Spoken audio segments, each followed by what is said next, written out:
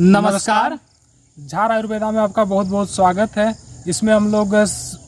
हड्डी से रिलेटेड सभी तरह की जानकारी लेकर के आते रहते हैं। तो इसी कड़ी में हम लोग आज बात करेंगे सबसे महत्वपूर्ण अंग, सबसे महत्वपूर्ण हड्डी जो हमारे शरीर में पाया जाता है वो है रीढ़ का हड्डी, जो पूरे शरीर की बोझ या फिर जो नस की जो नलियां हैं जो हमारे मस्तिष्क तक पहुंचाने का काम करती है, उस अंग के बारे में हम लोग बात करेंगे।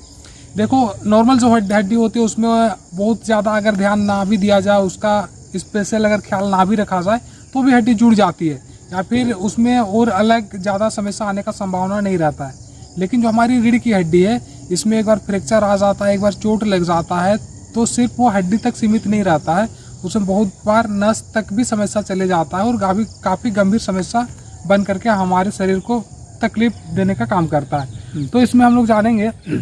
कि जो समस्या होती है उसमें हम लोग कैसे करके उसको सावधानी बरत सकते हैं और कैसे करके हम लोग जो रीढ़ की हड्डी है उसको सही तरीके से जल्दी ठीक कर सकते हैं। देखिए, चोट लगने के बाद सबसे पहला चीज कि उस जगह को आपको जितना हो सके आराम से रखना है।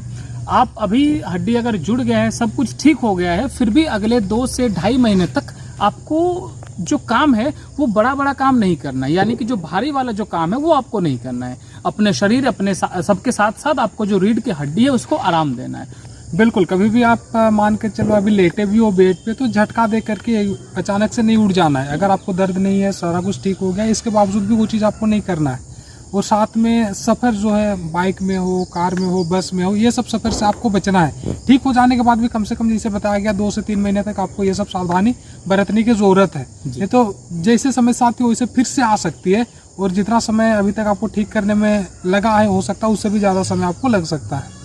एक सबसे बड़ा जो समस्या होता है वो होता है जब जॉब किया जाता है और बैठने वाला जॉब अगर करते हैं तो उसमें थोड़ा सा क्या होता है कि जो रीढ़ का हड्डी है वो एक ही अवस्था में रह जाता है, जिसके वजह से वो दर्द है वो ठीक नहीं होता है, वो बार बार आपका बढ़ते जाता है। इसके अलावा होता क्या है कि जब एक्सरसाइज सही तरीके से नहीं किया जाता है, वो इंसान जो टहलना है वो नहीं करता, एक्सरसाइज नहीं करता है, तो क्या होता है कि शरीर को जो है प्रॉपर तरीके से जो व्यायाम है वो नहीं मिल पाता, जिसकी वजह से आपका दर्द बरकरार रहता है।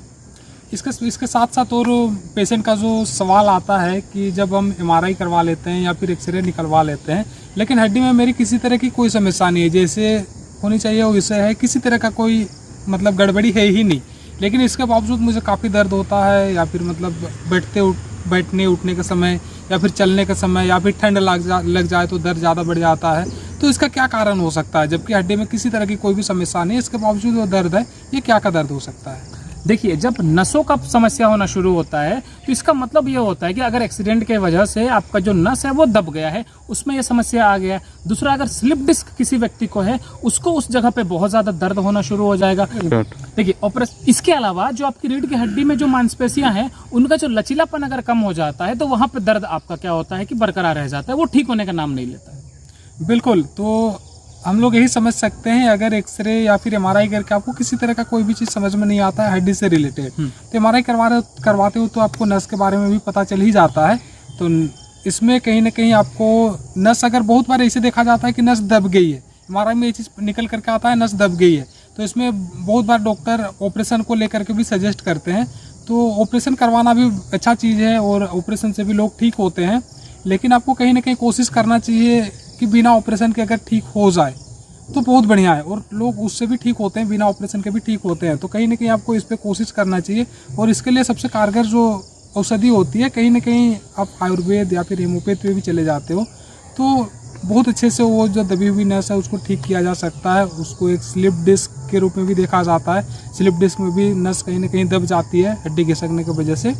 तो ये चीज़ आपको करना है पहले बिना ऑपरेशन के, और अगर नहीं होता है तो लास्ट में ऑपरेशन जो है वो तो ऑप्शन नहीं, वो हम लोग किसी भी समय कर सकते हैं। ऑपरेशन कराने का एक फायदा है कि कभी कभी क्या होता है कि वो सक्सेस हो जाता है, जिससे व्यक्ति अपने अच्छी तरीके की कंडीशन में आ सकता है और अपना जीवन जी सकता है। लेकिन अगर क्या होता है कभी कभी जो सक्सेस रेशियो है वो अगर कम जाता है, वो सही तरीके से ऑपरेशन नहीं हो पाता है किसी वजह से, तो क्या होता है कि समस्या जहां था उससे बहुत ज़्यादा ही प्रॉब्लम के कंडीशन में आ जाते हैं। वो कभी कभी ऐसा भी देखा गया है कि जो आपका